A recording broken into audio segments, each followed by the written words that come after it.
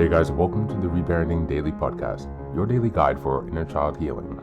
This podcast helps you establish a consistent reparenting routine, and it's divided into 3 sections.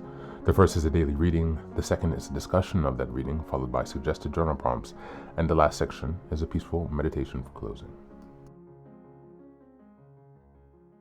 Good morning, good afternoon, and good evening from whenever and wherever you're joining us. I'm so glad that you could join us here on this journey of self-expansion and growth. If this is your first time, welcome. Now, before we dive in, I'd like to again remind us of the congratulations of passing the 500 episode marker. And as a celebration of that, I've opened up the Patreon community for free membership so that people can join our Zoom calls for free. There are a lot of people struggling out there. There's a lot going on. So I thought this could be a way to provide some help and, to give some thanks for all the support that I've received so far. You can also choose if you'd like to be a paid Patreon member, and that will help me to subsidize some of the costs and expenses that I have for this project. I'm still running this out of my own pocket, so it's about $2,000 to $5,000 a year that it costs me to produce this actually. So I'm not really making money from this. It's something that I'm doing for myself and hopefully to be able to help others. And so I'm coming from a genuine place here. The second thing that I'd like to remind you is that you can also find the Reparenting Daily Journal. You can purchase that on Amazon. It's another way to support the podcast. It's under $20. And it basically allows you to follow along with all of the monthly and weekly themes. It gives you space to keep your notes. And yeah, if you join the team or the Zoom calls, it might be a great way for us to all stay aligned and be working together. The last thing I'd like to give you a head up on is the Fairy Tales for Reparenting Daily series. As I mentioned earlier, I've had some editing issues with that because in the springtime, the end of spring, I did some reworking to structure those into certain themes. So like the beginning, middle, and end of the hero's journey. And in the midst of reorganizing and restructuring the stories and also upgrading the artwork, some of the text is a bit mixed and jumbled all over the place. Sorry about that. When I was in the editing phase for the first time, they did not send the proofread copies to the Netherlands, and so I had to work, around and trying to find a way to get the copy to edit, and it's just been a mess. So basically, that's going to take a little bit longer. I'm going to aim to have that done by the end of the year, but I have burned my eyes, so I am very limited. Excuse me, with what I can do and time I spent on the computer. And so I would have had that done much earlier. I would have liked to have that already done, but here we are. And so in any case, once that's available, again, I'll give you a heads up, but please do hold off on purchasing the Fairy Tales for Reparenting Daily for now. Or Fairy Tales for Reparenting series, not the Fairy Tales for Reparenting Daily. That's it today. So without further ado, let's dive into today's practice. Today's reading is an article entitled The Recipe for Building Empathy. It's an article from Psychology Today, and just as a reminder, we're in September. The theme for this month is emotional intelligence. We're in week 3 now. It's the first day of week 3, which is September 15th until the 21st. And the theme for this week is building empathy and understanding others. Okay, so the recipe for building empathy. We can set a strong foundation to build our empathetic abilities. When I tell people I study empathy, the first reaction is often, we could use more of that in this world. And when the conversation shifts and I'm asked, how do we teach and learn empathy? These responses tell me that people sense the importance of empathy, but are not sure of how I can get there. Asking for the recipe for empathy is a simple question, but the answer is more complex. As I have noted in previous blogs, there are 7 components to full engagement in interpersonal and social empathy. In short, the full array of empathy includes our ability to share the feelings and experiences of others, both consciously and consciously. Know that it is the other person's feelings and experiences, not our own. Not become overwhelmed with emotions while doing this, and strive to understand the context of this person's life now and as a result of history, and imagine yourself in their place without thinking, this is what I would do, but instead stepping outside yourself and seeing and experiencing the world as the other person does. This is not easy. With all these tasks, empathy is complex and takes time to practice to be a significant part of our lives. But there are some foundational things that would help us connect with others and help others to better understand us.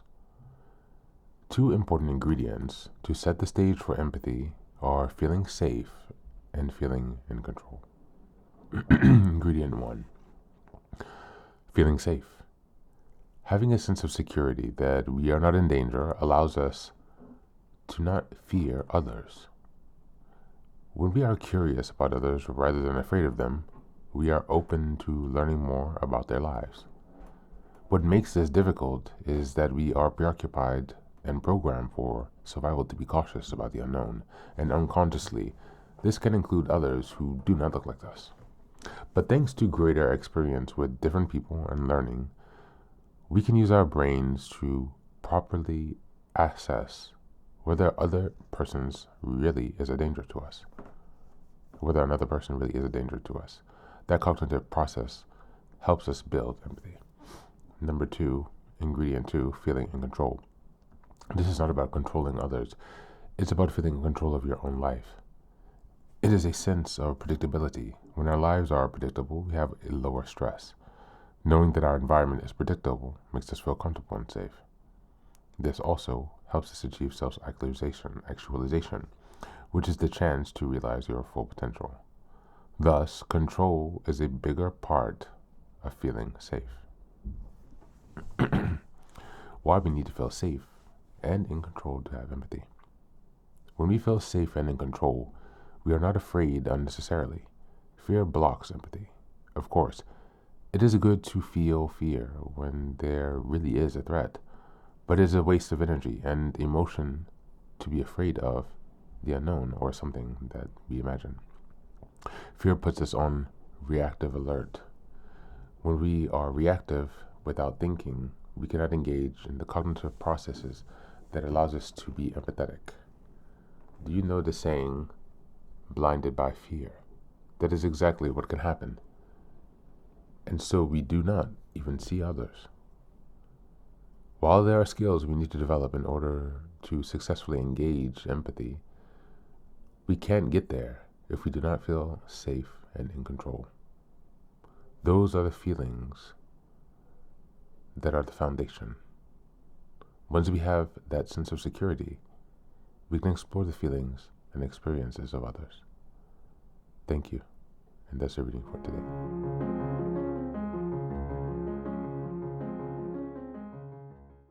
Today's reading reminds us that empathy isn't simple, it's layered and demanding. It requires us to share in another's feelings while remembering they belong to them, not us, to understand the context of their life and to resist being overwhelmed ourselves. From the lens of emotional intelligence, empathy grows from self-awareness and regulation. We cannot extend empathy if we are dominated by fear or stuck in reactivity. When we feel safe and in control, our brains are free to observe and connect rather than defend. Emotional intelligence, gives us tools, naming emotions, pausing, reframing, to create the inner stability empathy requires. Within this week's theme of developing empathy and understanding others, this reading highlights that empathy is not just about kindness, but it's also about our conditions, safety and control. Without these, fear hijacks perception and blocks true connection. Empathy begins by first calming your nervous system so we can see others more clearly. For reparenting, this is especially powerful. As children, safety and control were often missing. We were left in fear, hypervigilance, and chaos, states where empathy couldn't naturally form. By reparenting, we now provide our inner child with that missing foundation. You are safe. I am in control. You do not have to live in fear anymore. Only when the inner child feels secure can we authentically begin to practice empathy with ourselves and with others. Reparenting creates the internal safe home where empathy can take root and grow. As we go into the journal prompts for today, number 1, When I imagine my inner child feeling truly safe and protected, how does my capacity for empathy towards myself and others shift? Number two, in what areas of my current life do I still seek control as a substitute for safety? How can I reframe control into a form of gentle inner guidance instead of a fear-driven rigidity? And number three, what practices or affirmations can I use to tell my inner child, you are safe now? And because of that, we can open our heart to others without fear. That's it for today. As always, thanks for being here. Take care of yourself, and please do be well.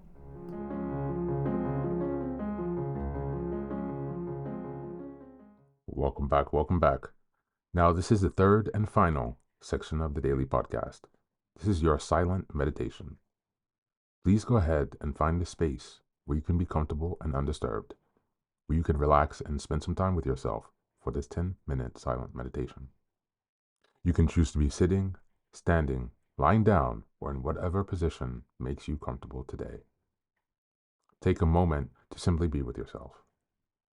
Focus on your breath and gently connect with each part of your body. If thoughts arise, don't let them overwhelm you. Just observe them without attachment. Imagine them as leaves drifting down atop a river, passing by without needing your engagement. Stay present, grounded, and open to this moment, no matter what time you are listening and practicing this meditation. Namaste.